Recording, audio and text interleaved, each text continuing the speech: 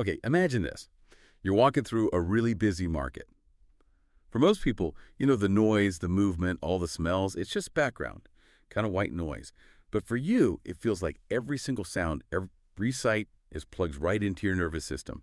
And the volume is cranked way up, the lights feel piercingly bright maybe, and all the conversations, they're not just chatter, they sound like overlapping sirens. And that complex symphony already playing inside your head, well, it just got a massive amplification boost.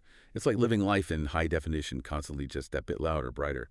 And emotions, they don't just drift by, they hit you like a wave, a physical force you can't ignore. So if you've often heard things like, oh, you're just too sensitive, then this deep dive is definitely for you. We're not here to label sensitivity as some kind of flaw. We want to understand it, see it as this incredibly complex, a profound operating system. Exactly. And the research we've looked at really underscores that this isn't just a personality quirk. It seems to be a fundamental biological trait. Some sources call it sensory processing sensitivity, or SPS. That's the mechanism behind what people often casually call being a highly sensitive person, or HSP. And it's really not about weakness. It's about having a nervous system that processes information much, much more deeply than the average person. So it lets you pick up on the subtle stuff, the unspoken signals, the tiny shifts in expression that others just sail right past. Right. So our mission today is to really dig into how deeply you experience life. Mentally, emotionally, even environmentally. We want to help you sort of write the user manual for your own unique inner world. Okay, let's unpack this. Starting with the mind. We're calling this the inner echo chamber. Because if you are operating in this high-definition mode, your emotional reactions aren't small blips. They're significant events, sometimes all-consuming. Yeah, the contrast is pretty stark. Most people, they notice they're feeling happy or sad or angry. But for someone highly sensitive, the materials we reviewed describe these feelings as potentially taking over. When an emotion hits hard, it can genuinely make it difficult to function because it feels like this huge wave demanding all your attention right now. And that intensity directly leads to this feeling of, well, relentless mental exhaustion, doesn't it? If your emotions are that powerful, your brain basically goes into overdrive trying to process all that internal data. That's exactly where the deep analysis kicks in. It's not just reflecting for a moment. It's this compulsion almost to analyze everything. Every conversation, every little interaction, every choice from all possible angles.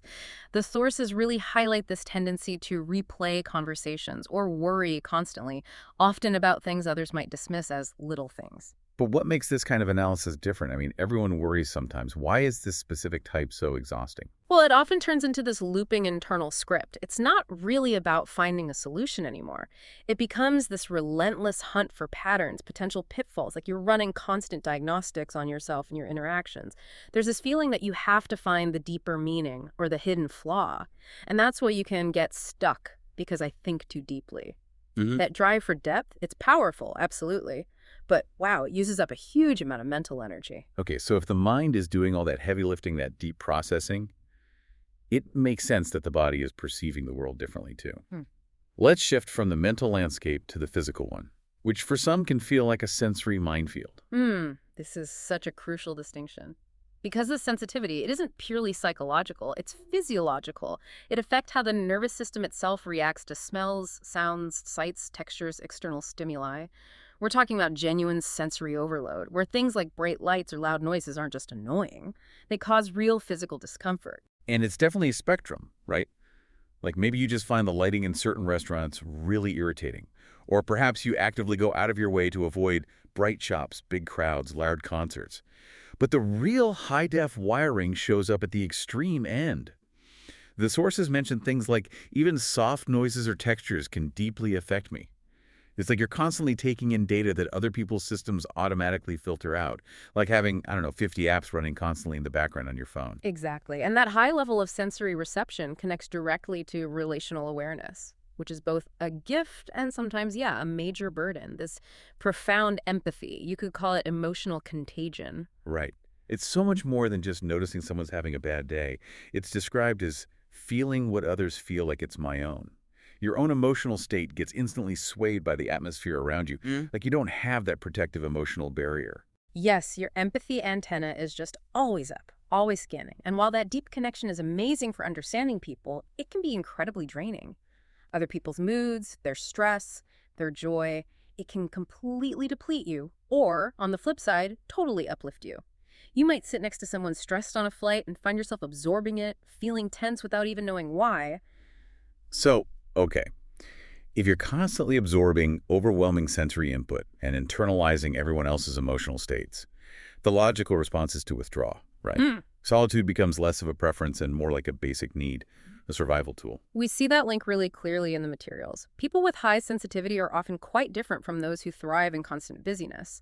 For the highly sensitive person, needing daily alone time isn't a luxury, it's essential just to feel okay. hmm If you feel totally drained without regular solitude, that's your system basically screaming for a recharge. It's overloaded. And this need for, like, quiet control extends to your surroundings, too. The research points out how deeply your environment can shape your internal state. A messy room, a loud office, even certain places with a, I don't know, heavy vibe, they don't just feel slightly unpleasant. No, they can trigger immediate anxiety or sadness. Right. For you, the environment isn't just scenery. It's actively influencing your mood, your well-being. Okay, we've talked about the intense internal processing, the draining external stimulation, kind of the heavy lifting part. Now let's look at the other side of that depth. The sharp edges, but also the profound beauty, the wounds and the wonders. When you perceive everything so deeply, conflict or criticism hits differently. It's definitely not a minor inconvenience you just shrug off. For the highly sensitive individual, even small disagreements or perceived slights can feel genuinely deeply wounding. Yeah, think about the difference between someone just brushing off a critique versus having a minor comment feel like a major injury that just sits there and festers. Why is it so intense? Well, remember that deep analytical mind we discussed. It doesn't just let the criticism go. The reaction isn't simply thinking about it for a bit. It's often described as needing to replay it over and over. That analytical engine grabs the conflict and turns it into this persistent, looping internal narrative. You internalize it, run scenarios, and it makes finding emotional closure incredibly difficult. But then there's the flip side, the wonder. That same depth, that sensitivity, it's also the key that unlocks really profound connection and meaning. Absolutely. Think about how deeply you might respond to art or music or just the sheer beauty of nature. We're talking about experiences that can genuinely bring you to tears, but in a good way. Not from sadness, but from feeling the beauty or the resonance so profoundly. And it's not fleeting, is it? When those powerful moments happen, intensely joyful or maybe heartbreakingly beautiful, the feeling isn't just observed and then gone. No, that emotion is carried with you for a long time. You don't just witness the moment, you internalize its meaning. It genuinely shifts something inside you. Which brings us right back to the core idea here. This sensitivity. It's not a weakness. It's not something to be fixed or toughened up. It's an extraordinary level of awareness.